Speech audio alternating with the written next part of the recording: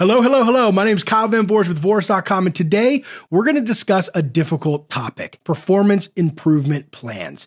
If you have a rep that isn't meeting your performance standards, I'm going to walk you through a template that you can use to help them improve their performance. And then if they're still not able to, unfortunately, you're going to have to remove that rep.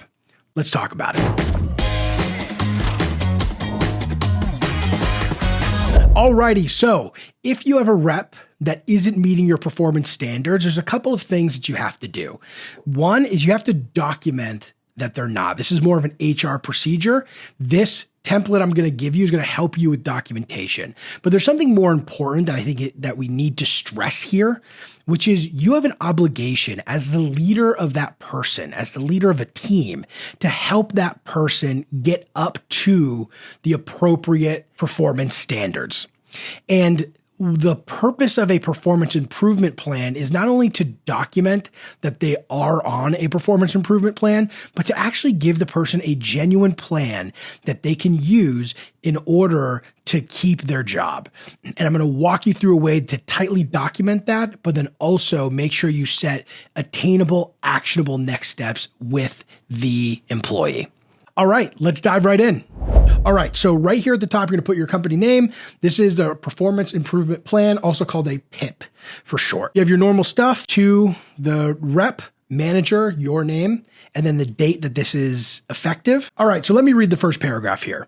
The purpose of this performance improvement plan is to address areas of concern related to your job description and responsibilities, gaps in your performance, to reiterate company's expectations, and allow you the opportunity to demonstrate improvement and commitment.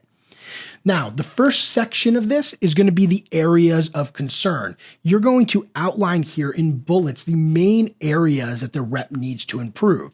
So not only just close more deals or book more meetings, but other areas like, are you doing enough activities? Are you following up with enough prospects? Whatever the areas of concern that you have, both quantifiable and more anecdotal, should be outlined here. The second section, improvement goals. So these are goals that are related to the areas of concern addressed. So if you have somebody who maybe comes in late a lot and you're putting them on a performance improvement plan because they're not hitting their quota, you might have the fact that they're not hitting their number, the fact that they're coming in late as improvement goals. Improvement, hit this number, never come to work late. Those would be some examples. The next section here is activity goals. So listed below, you're going to actually put in the activities or metrics that are going to help them hit that target. So if you're dealing with an SDR, you might put the number of cold calls that they're making. If you're dealing with an AE, you might talk about the number of first appointments that they're conducting, things like this. Something very measurable, so that way you can see their progress week over week. The next section here is resources. So you're going to list out the resources that the rep has available to them to help them achieve this target. This might be specific trainings. This might be ongoing training and coaching with the actual SDR manager or AE manager. This might be some materials that provide some more knowledge of the industry that could help them. Whatever resources they have available to them, you should outline in this section. The next section here is actionable expectations. So these are really the performance standards that must be accomplished by this plan. So the idea here is this is what they need to achieve to get off of a performance improvement plan, which means their job is no longer at risk. So an example of something that might be here is close 7 deals this month. And one more thing, these should be directly tied to the improvement goals that you set earlier. These are the actual actionable steps that are needed based on those goals. Now is the final section, progress checkpoints. This is where you're going to outline exactly when you're going to be meeting with the rep to help them stay on track to hitting the target as outlined in the section before.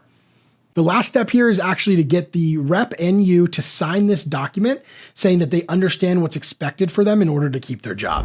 All right, and that's it. Look, I know it's really difficult to put employees on performance improvement plans. I don't like doing it. I highly doubt you do too. As leaders, we take a lot of responsibility of the people that report to us, and having to use these types of tools in order to boost performance from people or to let them go is really, really difficult.